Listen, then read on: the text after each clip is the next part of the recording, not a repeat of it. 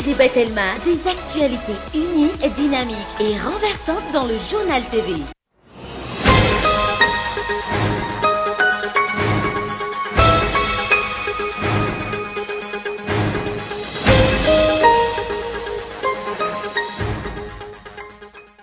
Tsy mbola tonga lafatra ny demokrasia eto Madagasikara raha oharina amin'ireo firenena hafa ho ny filohan'ny ACDDED mbola anjakany ny famoretana ny faneho-kevitra eto amintsika raha ny fanazavana azo. Manohana ny fanesorana ny trano tsy ara-dalàna miorina manamorona ny ran'ny Kopa ny commune Antananarivo sy Tanjombato ny ben'ny tanàna any an-toerana. Akoatran'ny mahatsihazo ananganana asianorenana amoran'ny Kopa, tsy azo ekena ihany koa ny fivarinan'ny maloton'ny mponina amin'ny rano. Mahalona ny trangana marary miditra hôpitaly nefa efa nanao vaccine Janssen namoaka ny Agence nationale de sécurité de médicaments et des produits de santé any Frantsa fa mitohy ny fanadidina amin'ny fambeazan'ny vaccine Janssen. Iray amin'ireo vaccine ampiasaina eto Madagasikara. Trano efatra no kilan'ny afo tao akady fotsy tamin'ity andro any ity raha ny tatitra tsy nisy ny ainana fohy fa ny entana kosa ny saika may avokoa. Tamin'ny 3 ora sasany teo vao fean'ny mpamonjy vona ny afo. Maresaka iraisam-pirenena tapitra hatreo ny fampananjana ny elanelana 2 metatra isorohana ny fiparitahan'ny Covid-19 fa any Pays-Bas. Niova ny fipetranapetraky ny mpitondra tsy maintsy manana passe sanitaire avokoa ny mponina. Ny anditeny ravetrana.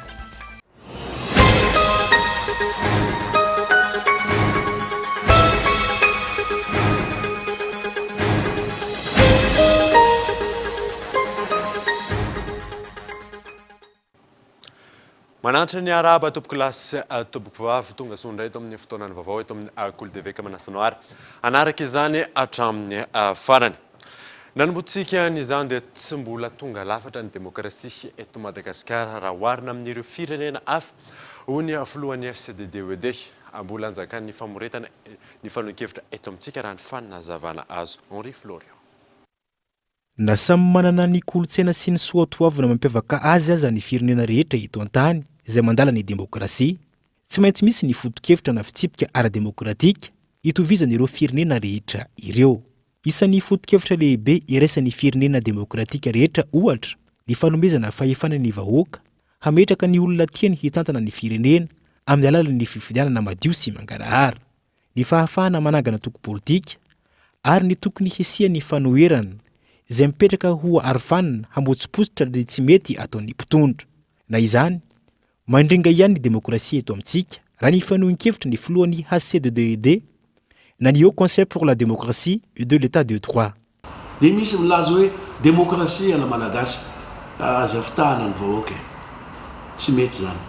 Ny demokrasia des standards. Na anao hanao hoe afaka mivezivezy, afaka manao ny heviny, afaka manao an'izao, zay ny demokrasia. Ny fanehoan-kevitra dia azo atao. Fa yasaingy ny fanehoan-kevitra dia mifantoka amin'ny fitantanana ny raharaham-panjakana. Mety ve ny fitantanana ny raharaham-panjakana dia maneho ny hevitra nisy. Amin'izao fotoana zao dia misy maneho hevitra. Fa fanehoan-kevitra tsy midika hanompa olona akoriny. Mahaseho ka zay mahatonga ny demokrasiantsika mbola tsy tonga lafatra. Satria mbola misy an'izay fepetra madinidinika zay. Tsy mahatonga an'ilay satria mbola misy fanakatsakanana ataony namantsika sasany zay tsy matoko tena loatra. Manakatsakana izy matahotra sao dia hoarany hafa. Zay ny olana eto amintsika zay. Itsy voandroany hatrizaitrizaitra zay mihitsy. Teboka maromaro no mila fanatsarana mba hipetrahany demokrasia tena izy eto amintsika ohatra nyity filohan'ny ACDDED ity. Ny voalohany indrindra dia tokony miomana amin'izany demokrasia zany ny tsirairay na ny mpanotra na hoentina na ny vahoaka.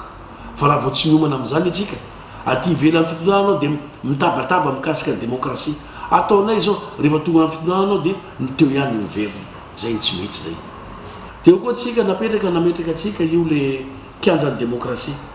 Dia aiza izy amin'izao fotoana zao. Zany dolo ny problème atsika amin'ny tanan-dalam-pandrosoana. Mbola ivelan'ny fitondrana dia tsara resaka. Ozira feonala zay tsara koragna fa mafy azo. Tsy aivana fa 20 maneran-tany Madagasikara ny taona 2024 raha ny mahakasika ny demokrasia. Androany 20 ny volana Septembre no andro iraisam-pirenena ho an'ny demokrasia. ezaka maro samihafa araka izany no mila petraka mba hipetrahany ny demokrasia tena izy eto Madagasikara. Ahitana tranga tsy hoampozana maro ny fifidianana taona 2024 raha ny fanehoan-kevitry ny mpandinika politika iray. Fifidianana atetezamita ny fifidianana filoham-pirenena manaraka eo izay ampitana amin'ny zava-baovao. Henri Florian Trana. Miazakazaka any amin'ny taona 2024 avokoa ny mpanao politika maro samihafa ankehitriny, indrindra fa ao anatin'izao eo ampisasahany fotoam-piasan'ny filoham-pirenena izao. Misy fifaninanana anatin'ny antoko politika lehibe eto amintsika ankehitriny. Fiampitana amin'ny zavatra vaovao ny fifidianana any amin'ny taona 2024 raha ny fanehoan-kevitry ny mpaolana politika nanaovana fanadihadiana. Ny fifidianana amin'ny 2024 ndraika fifidianana tetezamita, fiampitana amin'ny zavatra vaovao.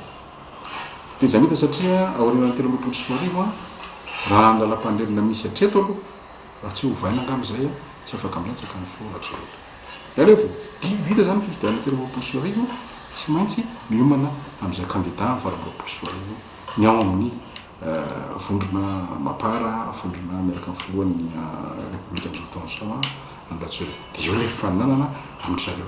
Io resaka misavorivory io fifaninanana eo anivon'ny vondrona mapara eo.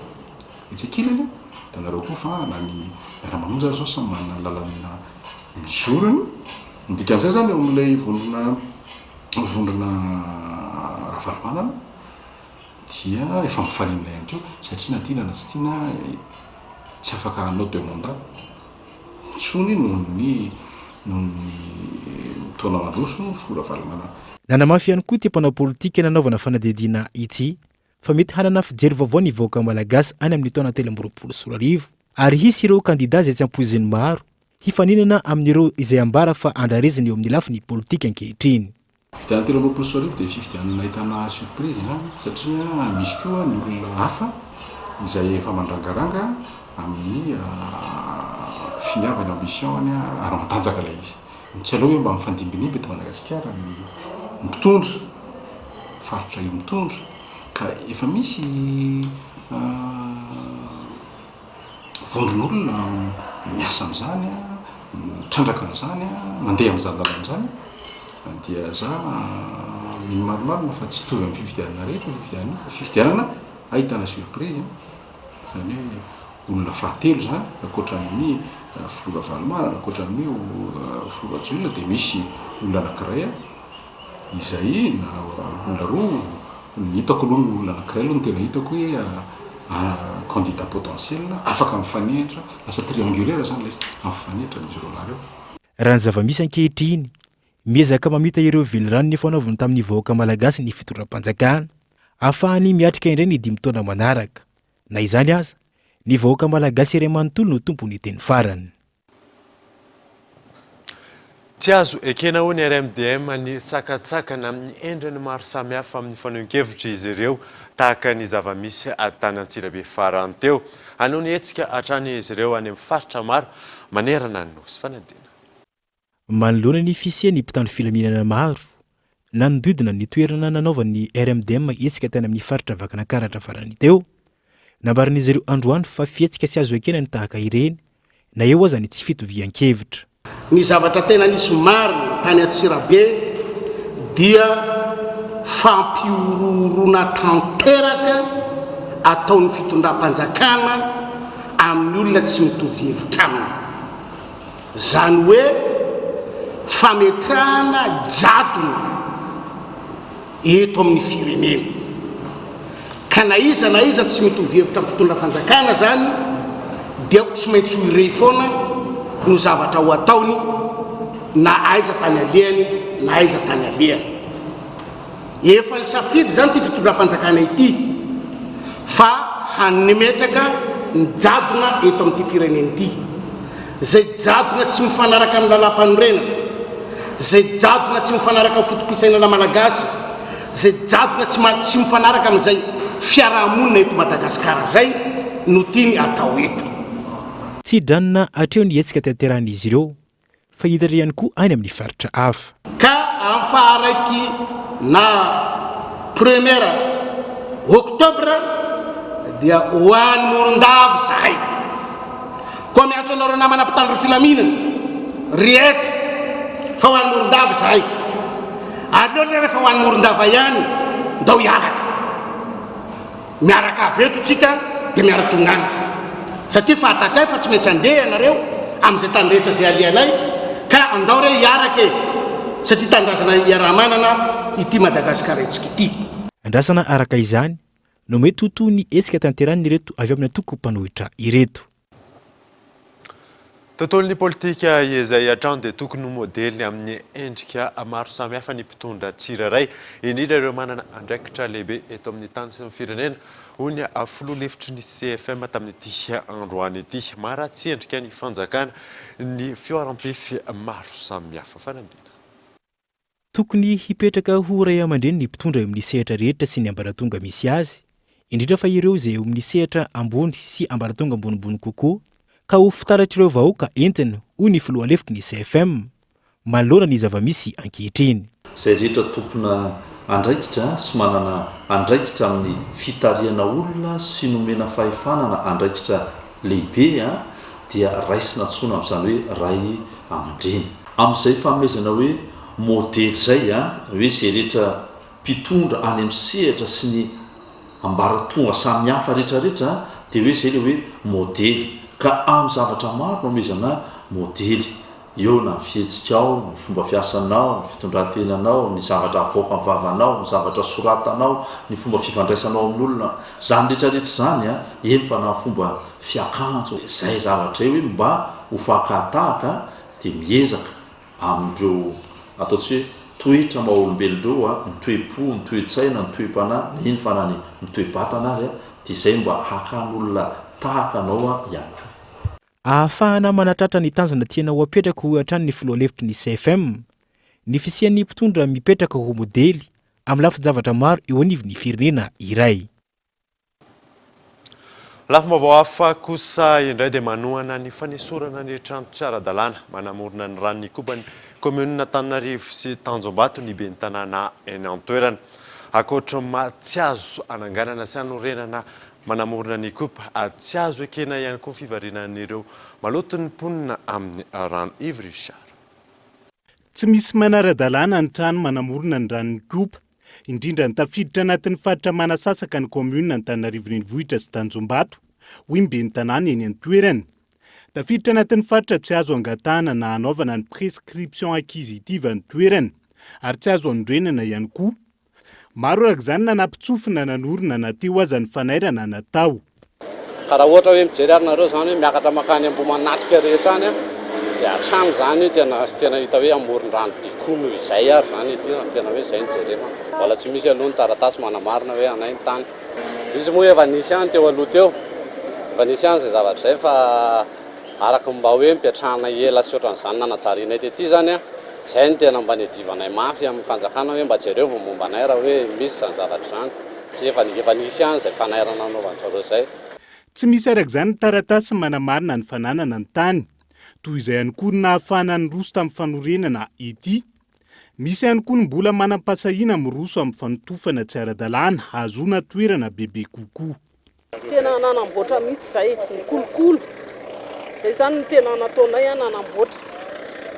Nanamboatra hoe izay tokony no azonay atao konkoa fa izay tsy manitatra avo be hoe asiana vato be na asiana sima be fa rano tany arin'ny tomobila no ataonay nohatra zao dia izy zao no nangezangeza nifa kely britsina kely io teo ambony nangalana an'ity dia efa manomboka manamboatra manatsara zany zao izay dia napiditra andreo zao izay hoe ambolenay zavatra eo ambony ataonay tsara manahaka an'ity zany ny amin'ity sisiny ity. Efa maro ny antso fanairana nataon'ny komuna saingy ninina nampitsofina ny mponina araka ny tatitra androany. Ankoatra ny matsy azo angatahana sy anorenana ny amoron'ny kopa, tsy azo ekena ny fivariana ny maloto ny mponina amin'ny rano izay mamatsy ny tompam-karan-drano eny an-toerana. Vita zao le foto-drafitrasa, isaorana fitondram-panjakana zany zavatra zany. Anjaranay ety fotony no miaro. Any ambony hatrany Ambomanatrika ambony any, midina hatrany Keneny any dia nandraisana andraikitra daholo ireo trano izay tsisy manara-dalàna na anankiray aza.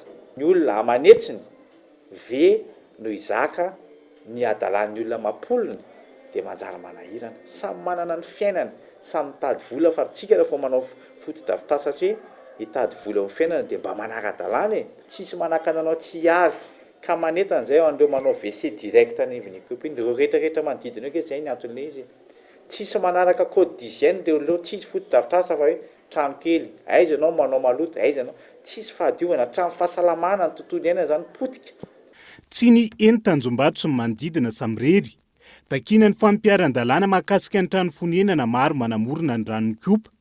Andrasana anatin'izay ihany koa ny fandraisana andraikitry ny olom-pirenena tsy ankanavaka amin'ny fitorohana ny endrika gaboraraka toy itony. Tontolon'ny fahasalamana kosa indray dia manoloana ny tranga marary miditra hôpitaly nefa efa nanao vaccine Janssen namoaka ny Agence nationale de sécurité du médicament et des produits de santé any Frantsa fa mitony fanadidina momba ny vaccine Janssen. Ity vaccine ity moa izay ray amin'ireo vaccine ampiasaina eto Madagasikara. Michel Arnarzo.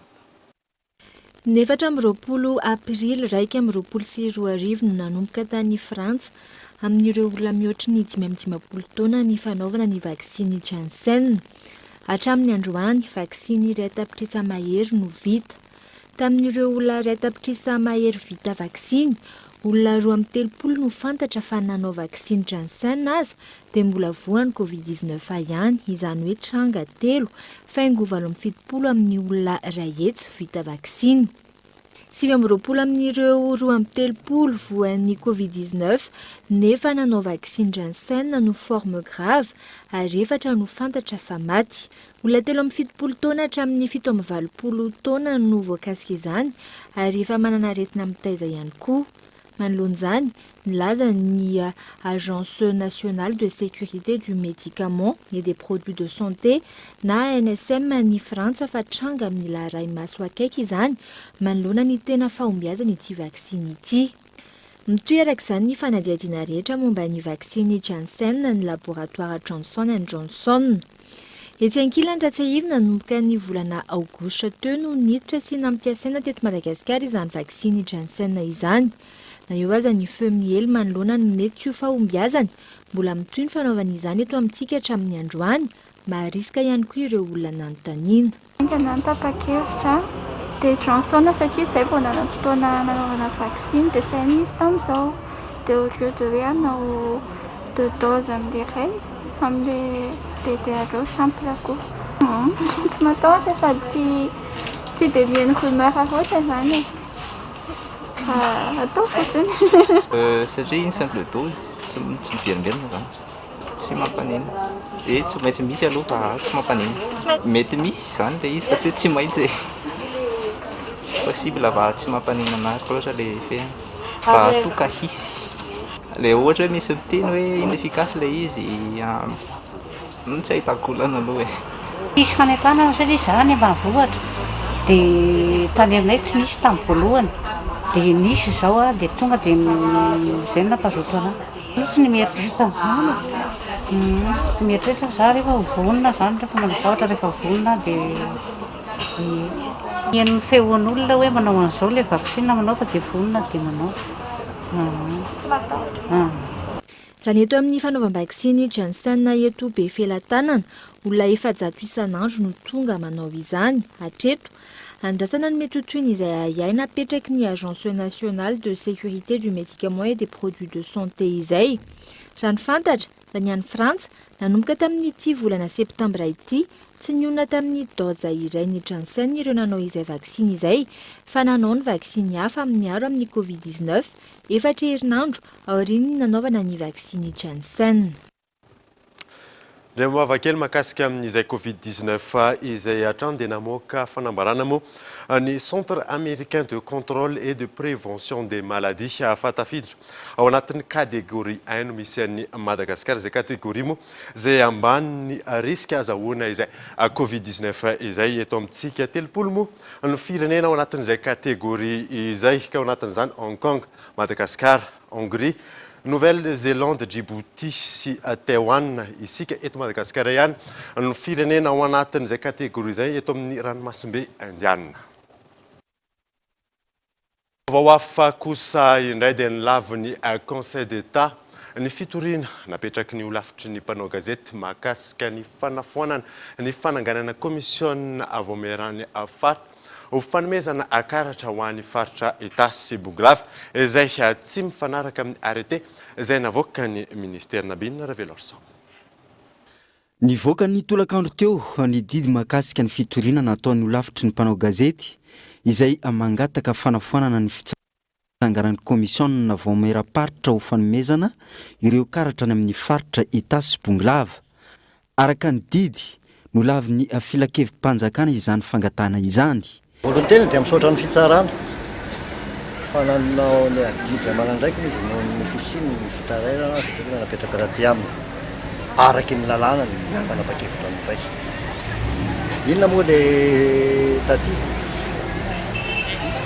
reketa napetraky ny ro lafitry ny mpanao gazety mahakasika ny falafoanana ny fitsanganan'ny komision vao mera-paritra ny manome karatra tany amin'ny faritra anankitelo teto Itasy région Itasy Bonglava izay tsy nanaraka ny arrêté navoaka ny ministra. Zay ny isaorako lehibe ny fisarana satria ny arrêté manangana n'ireo voamera ireo amin'izao fotoan'izao fa arrêté fanamboamboary ministra amin'izay mampetipety azy.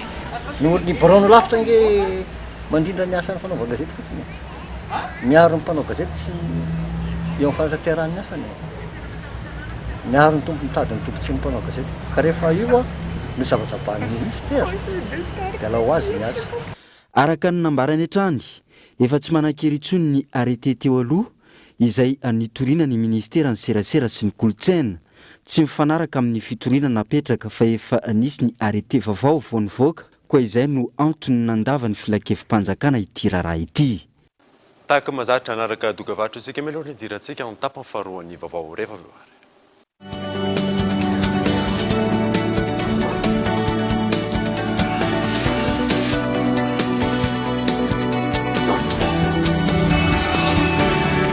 La passion d'apprendre avec Zumba et Telma, le MESRS, la MCU et Telma vous présente le salon d'orientation de l'étudiant et de l'emploi le 20, 21, 22 septembre à l'ORTM à Nice. Rejoignez-nous sur place pour diverses expositions, conférences, débats et suivez toutes les actualités du salon sur la page Facebook de Telma. Sponsor officiel, Telma.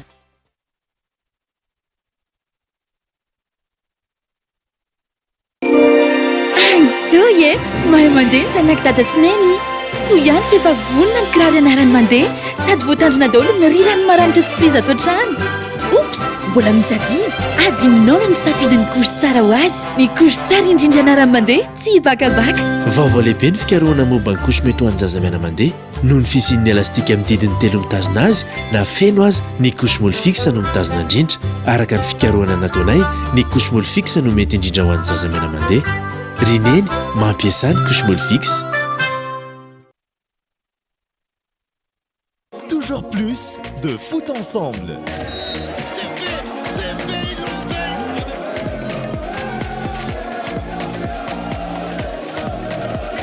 Voilà, on a l'épilogue de notre saison. Le meilleur du football européen revient à partir du 8 août sur les chaînes Canal Plus Sport. Réabonnez-vous en avance et profitez immédiatement de vos chaînes bonus avec la nouvelle semaine généreuse. Les bouquets Canal Plus.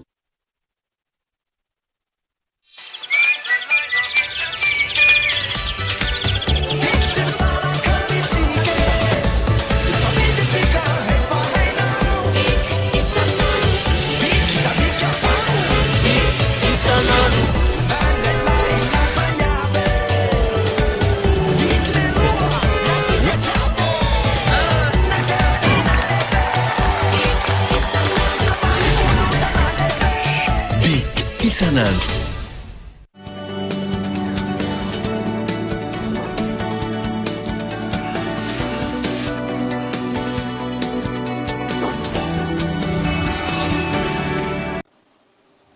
Miditra ny tapany faharoan'ny vaovao isika dia trano efatra no kilany hafa tetsy ankady fotsy tamin'ity androany ity. Raha nitatitra tsy nisy ny ainana fohy fa ny entana kosa ny saika mahay avokoa tamin'izany.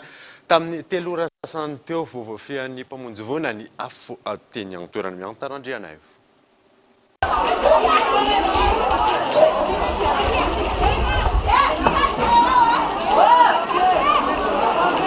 Eto ankady fotsy be felan-tanana ambadiky ny mpivarotra rafidy zao no nitrangana ity fahamaizana ity. Trano en dur miisa 3 no kilany afo ny ampy trano hazo iray. tolakandro no nanomboka niparitaka ny afo araka ny fitantaran'ny mponina manodidina. Nanomboka tamin'ny 12 teo. Tsy afo tao amin'ilay trano azy dia tsy haiko tsy hainay aloha izany ilay tonga ilay firetana tao amin'ilay trano. Fa may ilay tao amin'ilay trano azy dia nitatatra eo amin'ilay trano ilany ilay izy. Dia nahazo an'ito trano ito amin'izay avy eo.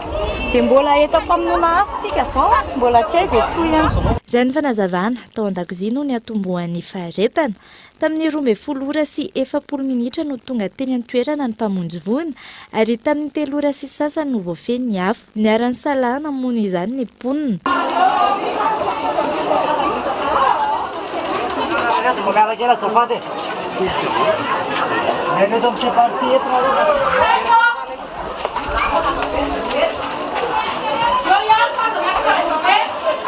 Raha ny tatitra dia tsy nisy ny ainana fohy sy ny naratra mafy nandritra n'ity fahamaizana ity.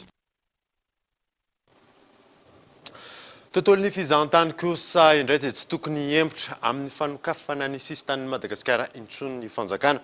Efa mahery ny 700 euro tao anatin'ny roa taona izay ny fatiantoka raha ny fanazavana azo Everishar. Mahery ny 700 euro hatreto ny fatiantoka ho an'ny mpisehatra an-tany tao anatin'ny roa taona ny katson'ny sehatra.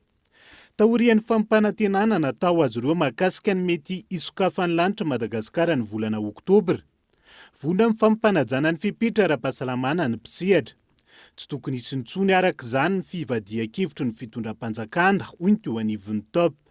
Amiko aloha tsy tokony fotoana hiemorana intsony izao satria efa betsaka ilay asa vita ary arak'ilay voalazanao teo efa betsaka ihany koa ny fihaonana interministériel zany hitantsika tamin'ny anao manjery maro isan-karazany zao vao tamin'ny herinandro sy tany tia ny toy foana ny fihaonana interministériel satria izay ny ampisehovana hoe tsy vitany mpisehatra anaty fizahan-tany rery ihany ny fanomanana ny fisokafana fa ny sehatra ray manontolo miara-mientana ka androany raha ny tena tokony izy miandry vaovao lehibe tsika androany dia amiko aloha tsy tokony hiemotra intsony tsika satria filoham-pirenena ireny efa niteny hoe Madagasikara dia efa tokony hisokatra amin'ny volana Oktobra dia izay arak'ilay resako teo efa vonona ny amin'izay. Ankoatra ny volaniditra tamin'ny mpisehatra mivantana sy ny tokony nirotsaka anatin'ny kitapom-bola mpanjakana. Efa saika avery asa avokoa ny mpiasa manodidina ny rotapitrisa manodidina ny sehatry ny fizahan-tany. Nipetraka olana ho an'ny mpisehatra ny momba io raha ho an'ny topo manokana.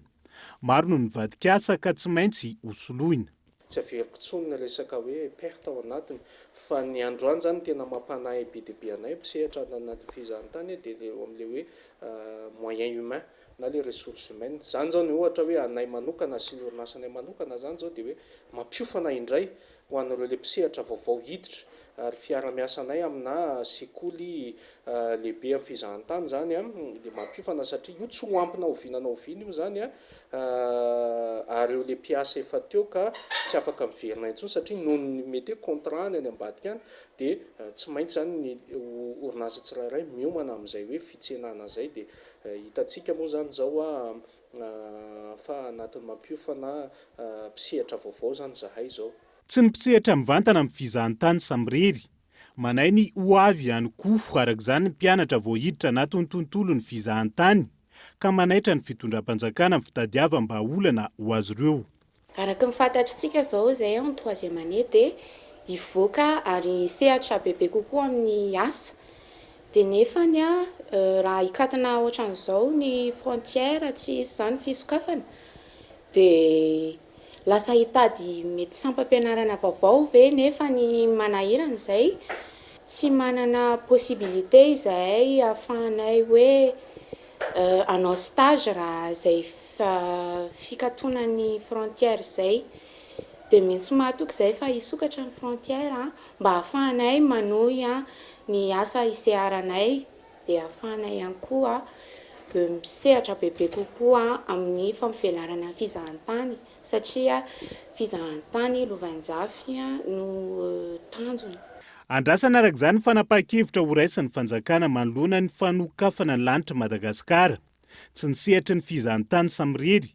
Mitana anjara toerana goavana amin'ny fanodinana ny toe-karem-pirenena ihany koa ny fisokafany sisintany. Ny taona 54 no ivorona atony taona 36 ny sosona ozona na ny couche d'ozone raha manaja sy miaro ny tontolo iainana firenena rehetra. Maro ny lalàna sy fitsipika napetraky ny ministera tompony andraikitra manoloana ny fandraisana anjara Madagasikara amin'izay fiarovana ny tontolo iainana izay nialarina efsa. Iverina toy ny tamin'ny taona 36 ny sosona ozone amin'ny taona 52 raha toka mitoy ny ezaka ataon'ny firenena maro amin'ny fiarovana ny tontolo iainana araka ny fanadihadiana nataon'ireo manam-pahaizana manokana amin'izany. Eto Madagasikara tsika dia manana an'ilay fandarana asa-pirenena entina iarovana ny sosona ozone, programme ozone du pays. Misy asa maromaro zany atao anatin'izy io. Eo aloha zany amin'ny resaka lalàna fametrahana lalàna zany cadre juridique entina ampiarana an'ilay fanarahana asa-pirenena atao tamin'ny Montréal sy les conventions de Vienne. Dia misy décret maromaro eto Madagasikara, décret d'application zany an'ilay cadre juridique au niveau international. Eto amintsika zao misy an'ilay décret zany anankiray izay mametra zany fidiran'ireo akora simika manimba ny sosona ozone eto Madagasikara sy ilay fitaovana mety misy azy. Dia décret io zany ampiarina tanteraka amin'izao fotoana izao satria raha vao misy fitaovana zao na hoe entona na akora simika manimba ny sosona ozone izay efa voarary fa tsy tokony hiditra dia tsy manome autorisation itsika malagasy. Manomboka androany no nanantanteraka atrikasany teo anivon'ny ministera ny tontolo iainana ijerevana ireo sehatra voalohany tokony ho lahatra-pahamehana amin'ny fanarahana ny fenitra ara-tontolo iainana. Anisany pakiady anankiray zany zao ary tanterahana amin'izao fotoana izao mihitsy ny fijerenan'ireo hoe norme environnemental. Izay tena hoe lahara-pahamehana mba ahafahantsika miroso amin'izao hoe fiarovana. Tsy ny kalitao an-drivotra ihany, kalitao an-drivotra moa zany resantsika eo fa anisany voaresaka ao anatin'izay zany ny kalitao an-drivotra. Zany hoe na ny servisy rehefa miresaka ny norme io zany tsika dia na ireo fahasalamana ny olom-pirenena ny olona eto amin'ny firenentsika na ny kalitao an'ny asa na ny servisy ho ateraka ireo atao hoe orinasa sy ny ataontsika hoe fiara-mivezivezy ireo koa zany dia atao hoe manatsara mihatsara dia tolotra ao anatin'izay. Manomboka androany ary natambatra ny fankalazana ny andro maneran-tany ny fiarovana ny sosona ozone sy ny andro natokany firenena ho an'ny kalitaon'ny rivotra. Fankalazana izay mifandray antony misy karazan-droa ny ozone stratosphérique izay ahitana ny ozone aty ambany ny atmosfera izay mandoto ny rivotra iainan'ny olona noho ireo singa simika no mamorona azy. Araka ny fanadihadiana izay natao eto Antananarivo no maloto indrindra ny rivotra amin'izao noho ny antony maro samihafa. Ny kalitaon'ny rivotra moa raha jerena zany misy antony be dia be mahatonga azy voaratsy. Voalohany aloha zany raha miresaka fitaterana dia efa miara-miasa izahay momban'ny direction générale sécuritaire routière dia eo amin'ny resaka lafin'ny industrie indray miara-miasa izahay amin'ny industrie zany ny ampipisin'ilay atao hoe décret misy. Ny antony anaovana an'ilay décret misy azahoan'ilay orinasa permis ary manana cahier de charge izy mba hisupprimer na hanavalina ny activité ny polluant rejeté any amin'ny atmosphère etc. Mandritra ny 2 andro no atao ny fankalazana ireo hetsika roa ireo izay entina miady amin'ny fiarovana ny tontolo iainana. Misy ny fanamariana izay ataon'ny ministera tompony andraikitra ho amafisina hatrany ankilany miady amin'ny fiarovana ny tontolo iainana izay misy fiantraikany betsaka amin'ny lafiny ara-ekonomika sy ny mahaolona ny fahasimbany. Ho any amin'ny faritra isika dia totosa atao antsira be ny atrikasa fampiofanana ireo mpiasa misehatra amin'ny asa-panjakana ny arahana tamin'ny Bianco ny adidin'izay izay teny Kolo TV any an-toerana. Anisany aretina mikiky ny firenena malagasy hatramin'izay ny kolikoly ary saika ahitana taratra izany avokoa na eo amin'ny sehatra tsy miakina izany na ny ara-panjakana. Araka izany dia nisy ny atrikasa izay fampiofanana ireo mpiasa misehatra eo anivon'ny asa-panjakana eto Antsirabe renivohitra izay niarahana tamin'ny Bramaleo tena ny ady atao amin'ny kolikoly na ny Bianco ary ny faritra Vakinankaratra. Tanjona napetraka tao anatin'izao atrikasa izao ny fifanomezan-tanany tsiraray miainga avy ny fotony amin'ny alalan'ireo tompony andraikitra isa-tsokajiny eto Vakinankaratra mba hisiny fitantanana madio sy mangarahara ialana amin'ny kolikoly. Ny andrasana amin'ny Bianco samy irery hatramin'izay ny fahatsapanay ny ady amin'ny kolikoly fa amin'izao endrika isehony vaovao zao zany hitanareo ny tompony andraiky mpanjakana ety fotony fa tena miroso ary mifanome tanana amin'ny ady amin'ny kolikoly dia ataoko fa tena nisany azahoantsika antoka ny amin'ny vokatra ny fampandraisana anjara sy ny fitompony ny rehetra ny ady amin'ny kolikoly. Io moa ilay atao hoe teny filamatra ihany keo amin'izao fotoana izao hoe ny rehetra mitompo ny ady amin'ny kolikoly a mba hisitraka ny anjara masoandrony amin'izay malagasy satria ny ady amin'ny kolikoly araka ny resahana teo dia ahafahantsika mametraka fitantanandra-panjakana madio sy mangarahara tsy mitanila eto amin'ny tany sy ny firenena. Aorian' izao fifanana izao dia andrasana amin'ireto rafitra anatiny ireto ny tompona andraikitra avy ao anivon'ny bionko ny tarika sy anetana ny mpiarabelona hiala amin'ny kolikoly indrindra fa eo amin'ny sehatry ny asa izay misy azy ireo tsirairay avy. Atao hoe sehatra iasany azy dia mahalala bebe kokoa ny olana fototra mety mampisy an'izany kolikoly izany ireo olo ireo ary afaka mitondra sosokevitra fanatsarana miandalana ny amin'izany ady amin'ny kolikoly izany. Dia izay mihitsy moa ilay fomba fiasan'ny biraomaleo tena hiadena amin'ny kolikoly amin'izao fotoana izao no hoe mila mampandray anjara sy mitompo ny ady amin'ny kolikoly ny rehetrarehetra mba azahoana vokatra malakilaky kokoa. Izay ilay mode opératoire fairafaira izay ataon'ny bianco amin'izao fotoana izao. Araka izany dia miankina amin'ny fiovan'ny toe-tsainy ny vahoaka hoentina ao anatina firenena iray no ahafahana miala tanteraka amin'ny kolikoly ary miroso mankany amin'ny fampandrosoana maharitra. Somary hiakatra kely ny maripana eto afovoan-tany manomboka arampitso hatramin'ny sabotsy ho avy izao ary verina angatsiaka indray izany manomboka amin'ny alahady raha ny fanazavana teo anivon'ny mpamantatry ny toetry ny andro ny alarana efizao. Hiakatra ny maripana eto afovoan-tany manomboka arampitso hatramin'ny sabotsy ary manodidina ny 7 hatramin'ny 8 degré ny maripana. Na izany aza mbola ao anatin'ny vanim-potoana ny atoririnina isika izao. Ho an'ny 3 andro manaraka aloha zany hoe ny lakamisy zoma sy sabotsy dia azo lazaina hoe malefaka dia malefaka ny tsokan'ny alizay na hoe ny rivotra mangatsiaka avy ary atsinanana zany. Ny rivotra avy aty andrefana mafana no tena miboahany toerana zany hoe ny hafanana no isongadina zany amin'ny faritra maro manerana ny nosy somary miakatrakatra ny hafanana ny afovoan-tany sy ny any morotsiraka atsinanana iny zany ho an'ny lakamisy zoma moa zany rirarira zany dia mba afampana aloha zany izay andro zay ny andro zay mahatratra eo amin'ny 27-28 eo aty amin'ny afovoan-tany eo amin'ny izay 27-30 zay ny any morotsiraka atsinanana dia maina ny andro amin'ny ankapobeny zany saika manerana nosy ihany koa akoatran'ny hoe eo amin'ny eliky Madagasikara zany amin'ny morotsiraka lalandrofo sy antalahy iny no misy orana malefaka kely dia manodidinidina ny nosy be eo misy tandrifin-drahona kely. Ny sabotsy ho avy izao kosa no hisy orana amin'ny faritra sasany eto amin'ny nosy. Iverina mangatsiaka kosa manomboka ny alahady ny eto afovoan-tany. Efa manomboka misy orana kely io